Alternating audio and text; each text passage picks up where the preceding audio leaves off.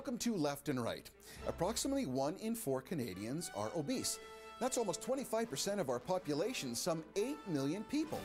Research has shown that obesity-determining factors are diet, socioeconomic status, ethnicity, and even environmental factors. Obesity increases the risks of many chronic conditions: type 2 diabetes, hypertension, cardiovascular disease, and even some forms of cancer. It's also associated with a deflated psychological well-being and can, in the end, reduce life expectancy.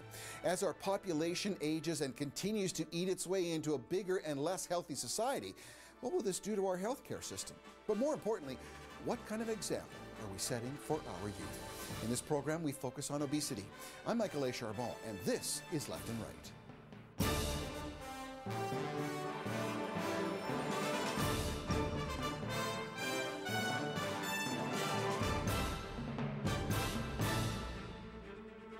Welcome to Left and Right. You know, today our topic is obesity. It's interesting how it is one of the factors in which can start when you're young, continue as you get old, but it is a life-threatening disease. Joining me today, amongst many of our guests for today, is Miss Isolde Spies. Isolde is an exercise physiologist and originally from South Africa. Isolde, welcome to Left and Right. Thank you for coming. Thanks, Michael. Tell me a little bit about how when children are obese, it is generally a cause or an effect of their parents being obese, and what kind of triggers we can have as they get older and how it can affect them in their later life.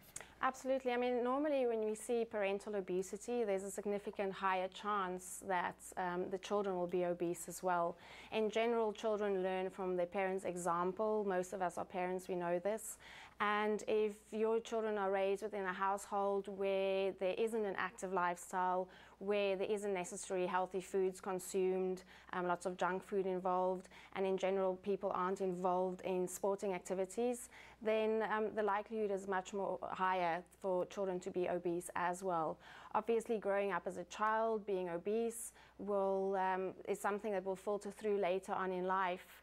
Especially if those ground principles aren't laid down at a younger age. Ground principles, it comes down to the factor of parenting, and very much some people would say the socioeconomic element of a family, how they were trained. Interestingly enough, obesity can contribute to type 2 diabetes, cardiovascular, hypertension, stroke, so many things. They also say that if at 40 you're obese, you can reduce your lifespan by 7.1 years as a man and 5.8 as a woman. Those are drastic. I mean, they talk about how smoking can be devastating to your life.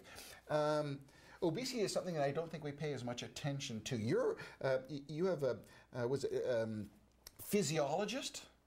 Exercise that's one of those Scrabble words that I would never be able to. Explain to me what a physiologist is. Well, pretty much exercise physiology. Okay. Is pretty much the same as kinesiology. Okay. I think just depending where you study and what your educational background is, you know, they call the term different things.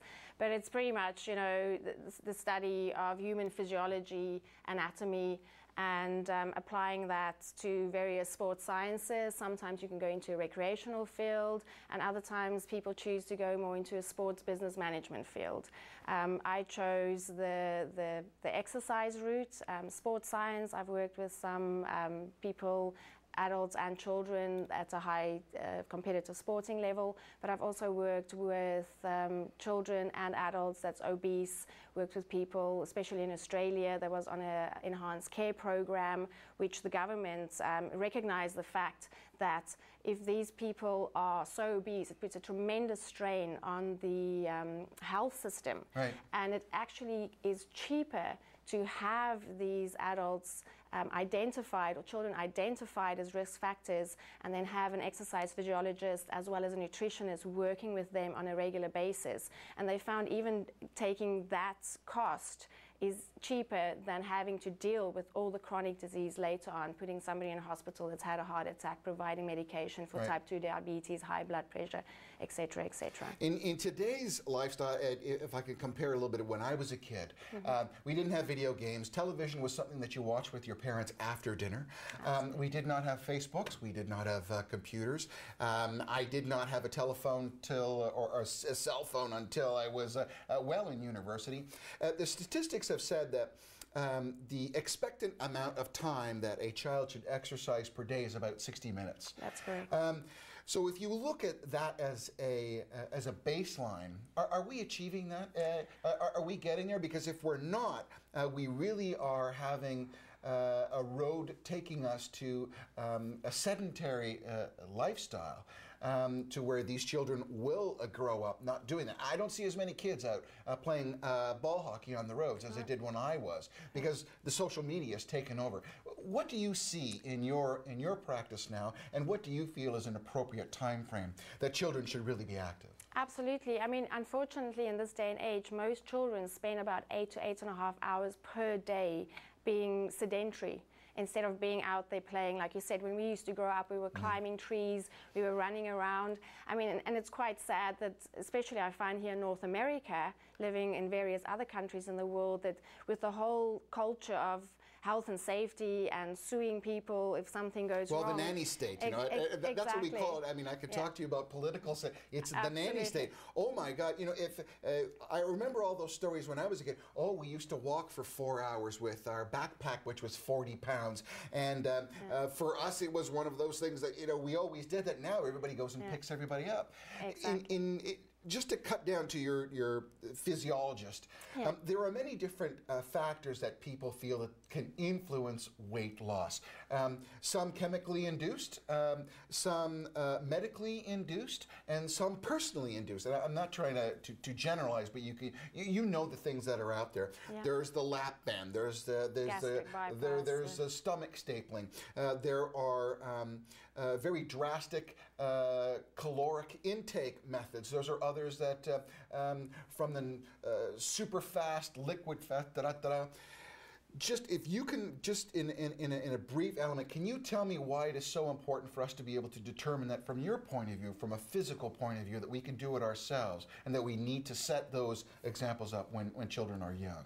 Absolutely. I mean, like you said, all those things are out there, but honestly, a gazillion years ago, people were active, they didn't have junk food, there weren't morbidly obese people around then, and I think that's sort of the question that we have to ask for ourselves, is why should we try and do all these other fad things if a million years ago, good healthy diet and exercise did the job and the trick?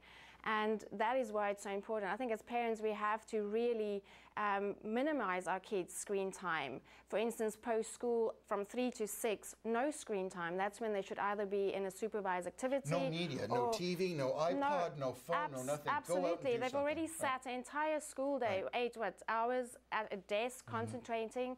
And even from a learning point of view, to be out there, get moving, get the blood circulation going, you'll have far better results in homework getting done. And only once all of those goals are achieved, then, yes, watch TV.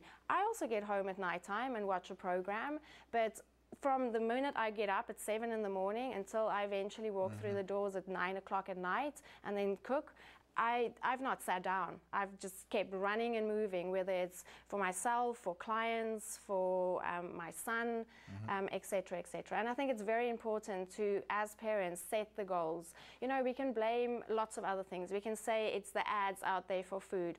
My son watched the same advertisements as the neighbor's son. Right. But I, as a parent, have to go out there and buy the junk food and bring it into my house for him to consume. There's no such thing in my house as, no, I rather want to watch TV. No, you've got your gymnastics, you've got your tennis, you've got your rugby, you've got your swimming, and these are the things. And in summertime, get out, hop in the pool, or go and cycle to your friend's house, be active. Or and walk. Absolutely. Simplicity. And you know, at the end of the day, as parents, we should take that responsibility and not blame other people. And you know, for our household and life, it's absolutely worked. I see lots of other people having success with that.